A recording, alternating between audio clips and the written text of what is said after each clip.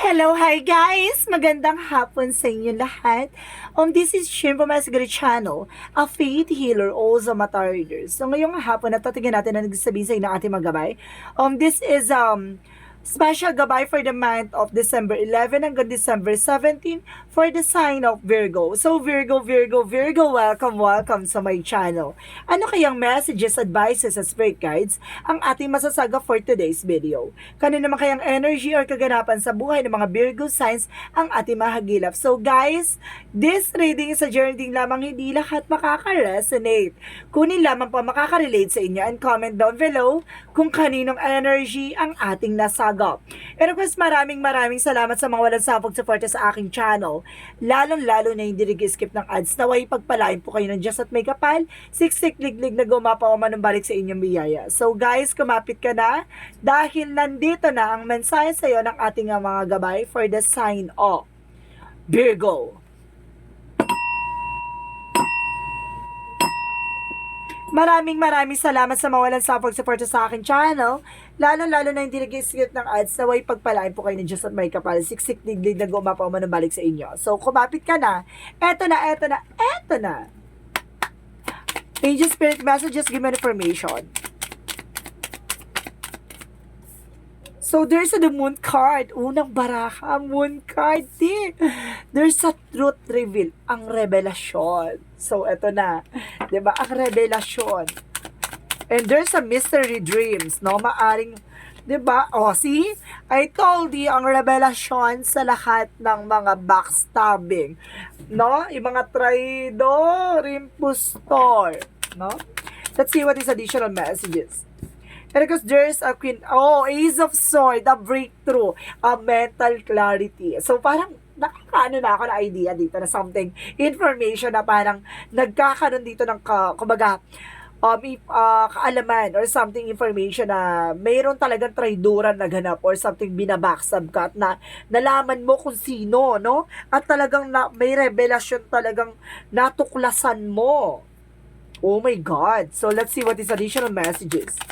And because there's a page of one, so there's a good news. Parang there's a blessing in this, guys. Parang nagkaroon ka ng information or something discover, no? There's a discovery talaga na discover mo na itong tao na to, kumbaga, 'di ba? Kumbaga binabackstab ka or something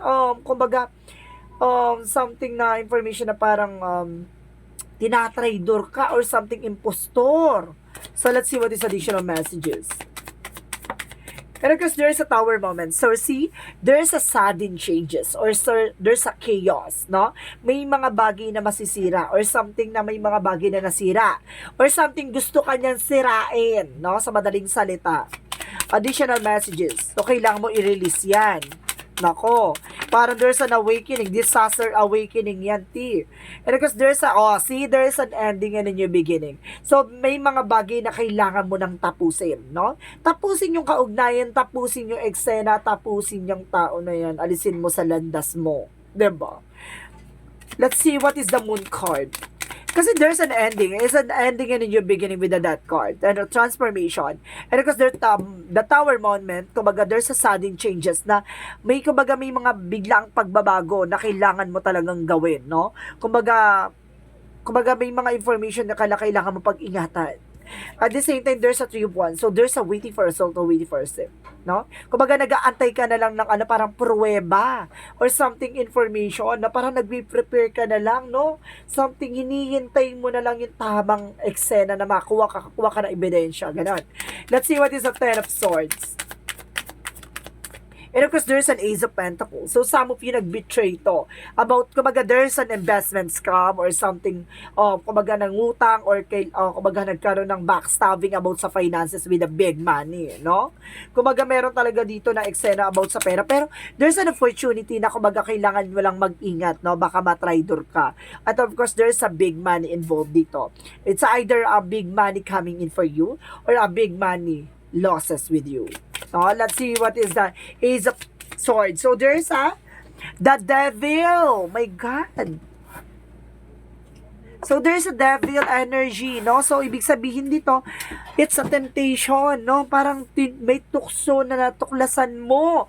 Or some of you guys, kumbaga naliwanagan ka dito na there's an evil plan, no? There's an evil plan. So, let's see what is the Page of Wands. And because there's a Wheel of Fortune, there's a good luck. So, there's a destiny. Talagang, kumbaga, sinuswerte ka at nalaman mo. Or something may ideas or something discovery na magdadala sa inong abundance. And of course, a good luck, no? There's a changes and turning point, no? At binago ka ng situation. So, let's see what is the Tower moment. And of course, there's a Page of Swords. So, there's an information, no? Parang nagkaroon ka talaga ng ideas or something information na nalaman mo at natuklasan mo. So, let's see what is the Death card. And the Word card. There's a travel. So, some of you, kumbaga may travel ka dito, or some of you, kumbaga aalis ka na, or something. Some of you guys, no? Kumbaga, lilipad ka na, no? Sa ibang bansa, or something, kumbaga, there's an arriving, or something may gala, or something alis, ganon. So, let's see what is the Moon card, and of course, the Three of Wands. And because there's an Eight of Pentacles. So, ibig sabihin talaga dito, kumbaga, mag-focus ka, no, sa kaganapan sa buhay mo ngayon, no? Kumbaga, kailangan mong pag-ingatan at kailangan mo maging aware dyan sa nalaman mo. So, let's see what is the Ten of Swords and the Ace of Pentacles. And of course, there's the Judgment. Parang this is the awakening.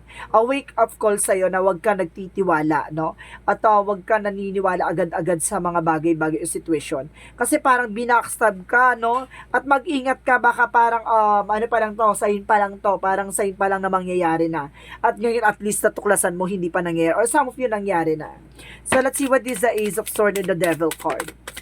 And of course, there's a Page of Cups. So, listen to your intuition. So, parang kumbaga may pumapasok na sa intuition mo, either sa panaginip mo, no?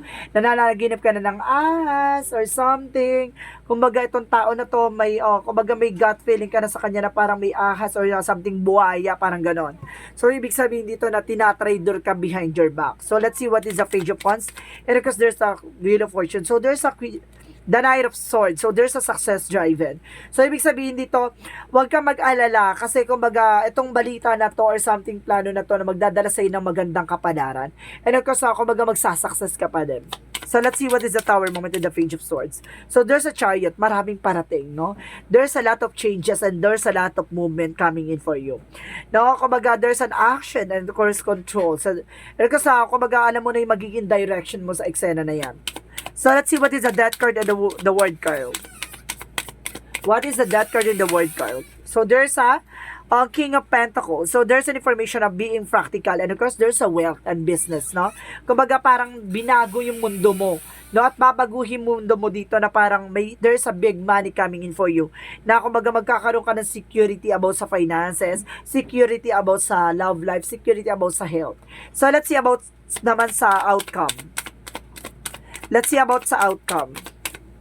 So, there's a Hermit card. So, there's a soul searching. No? Kumbaga, may also enlightenment, no? May naliwanagan ka dito about sa inner guidance mo. Parang, naniwala ka na sa iyong, kumbaga, instinct or vibrations, no? Kumbaga, may kabay, may something intuition na hinahatid sa'yo or sign synchronicities ng ating mga gabay. So, there's a Ten of Cups by happiness, no? Magkakaroon ka ng kaligayahan dito with your family. And of course, there's a Ten of Pentacles. There's a long-term success and long-term investment or long-term relationship or something a long-term stability or security, no? Kumbaga, this is the moment na talagang, di ba, hindi ka lang magiging masaya, masagana ka pa. Oh, sabi? So, let's see what is additional messages for career. See, there's a Seven of Pentacles. So, there's a harvest ka na lang ng harvest. Ang ganda naman ang reading mo. Sabi mo dito. So, pagdating naman sa love life, additional messages. Because there's a Nine of Cups, there's a wish fulfillment. So, diba, matutupad yung mga pangarap mo talaga, ito yung hiniling mo na partner, something ganyan. Kumbaga, there's a balance. So, good luck. So, let's see what is additional messages for health. So, there's an Eight of Cups. So, may mga bagay na kailangan mo i-let go. Like stress, anxieties, deception, of course. Kumbaga, may mga bagay na kailangan mong withdraw or something, kumbaga, ibando na. No? Lalo-lalo na yung mga tao sa paligid mo na hindi ba magkakatiwalaan. Kasi yan yung magbibigay ng stress. And of course, yan ang, kumbaga, magkakaroon ka ng stress. At the same time, mananakit katawan mo about sa health issues yan. So, kailangan mong, wag intindihin yung mga bagkos kailangan mo solusyonan. Diba? Kapag alam mong tao na nagigigil ako dyan. Parang gano'n, diba? O, diba? Paalisin mo sa buhay mo. I-release mo. No, hindi mo kailangan ma-stress. Tanggalin mo kung tatanggalin mo. Alisin mo kung aalisin mo. So, let's see what is the magical fairy messages for you. About naman sa magical fairy messages, anong gusto sabihin sa iyo ng ating mga gabay? There is a patient please, so kailangan mo habaan yung pasensya mo. Hindi ka pwede mainitan na ulo, panatiling kalmado. So sinasabi dito, what you're asking for is coming is about have patient as there are unseen factor that need to occur first. So kailangan mo munang mag-antay, no? So, ibig sabihin may mga mas maganda pang may mga best opportunity pa or may mga mas mahalaga pang detalye kaysa dun sa eksena na yon. So ibig sabihin kailangan mo mag-antay sa mga bagay na gusto mong makuha. So let's see what is the yin and yang oracle card.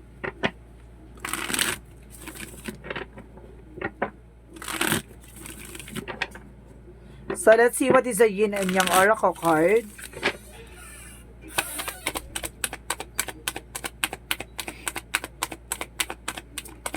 So, there's a transformation ng pagbabago, diba?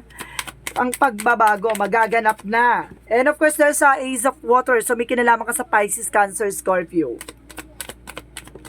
And of course, there's a solid foundation. So, papatatagin ka dito ng eksena. Diba? Ang sabi.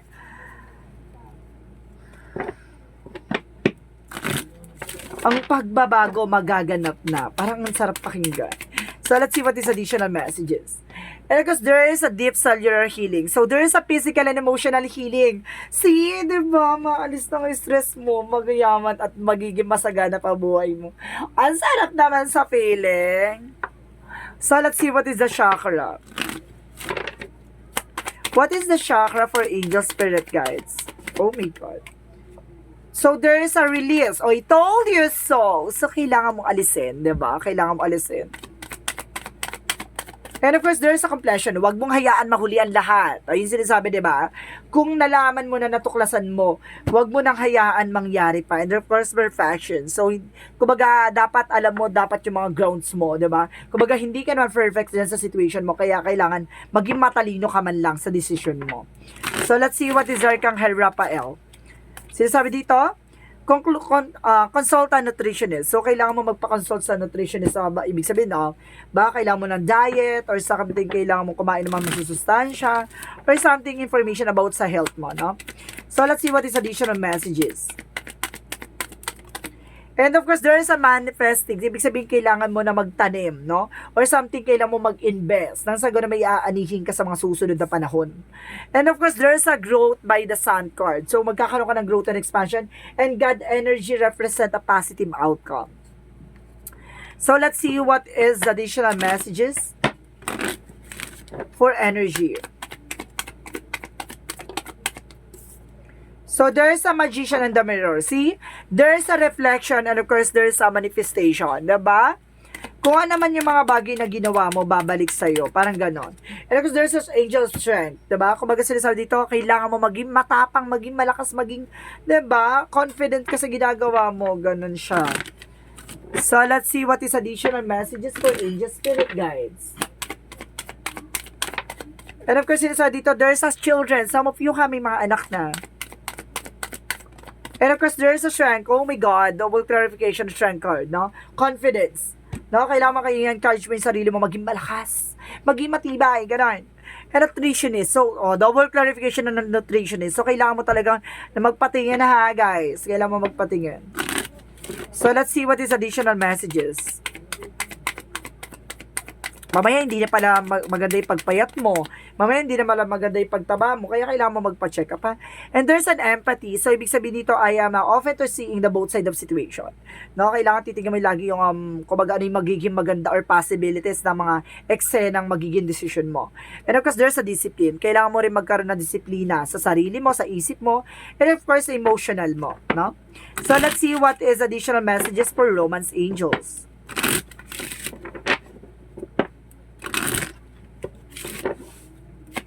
For Romance Angels, additional messages.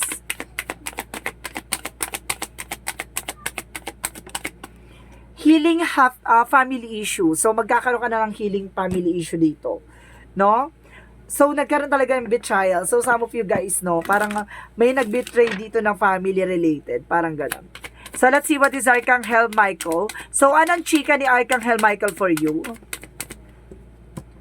Positive thoughts create a positive result. So, kailangan always being positive, being optimistic, and have confidence. So, mayroon talagang confident na sinasabi dito, no? So, let's see what is the Monsology. What is the Monsology? A fairy climax approaches. So, this is the moment, no? Kumbaga, nasa exciting part ka na ng situation mo. Nandito ka na. At nandito na ngayon na magsisimula na ang pagbabago. Magaganap na. Parang ganon. So, this is the angel's answer. Pwede kayo mag-question, guys, regarding sa anong gusto nyong katanungan, no? So, mag-isip na kayo kung anong gusto nyong tanong. At nandito yung kasagutan. Okay ba? Isip na, guys. Bibilang ko na 3, kailangan nakapag-isip ka na, okay? 1. Oh my God. Tapa nga eh. 2.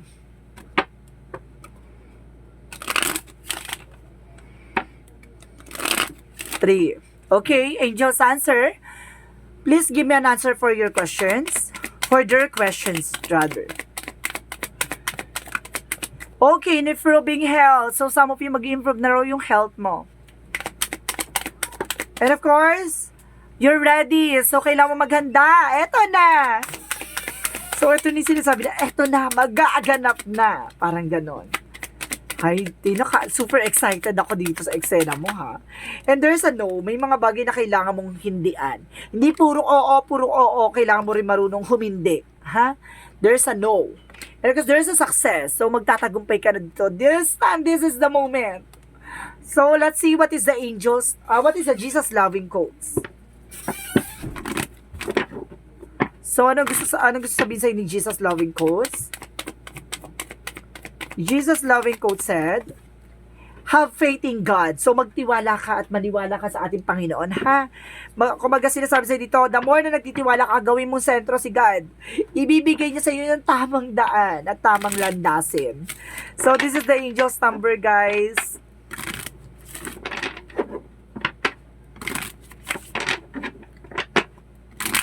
Okay, angel's number, give me an information. So, ano kayo makikita natin sa angel's number? So, there's oh my God. I'm so excited. Ito na. Oh my God, abundance. Kasaganahan. Kaya pala parang bila ko na ano. As you, okay, oh my God. Ito na, I am abundance. As you focus on all the wonderful things that surrounds you, you're clearing the path for more positive energy to flow into all areas of your life and creating a place for abundance. So, ito na nga.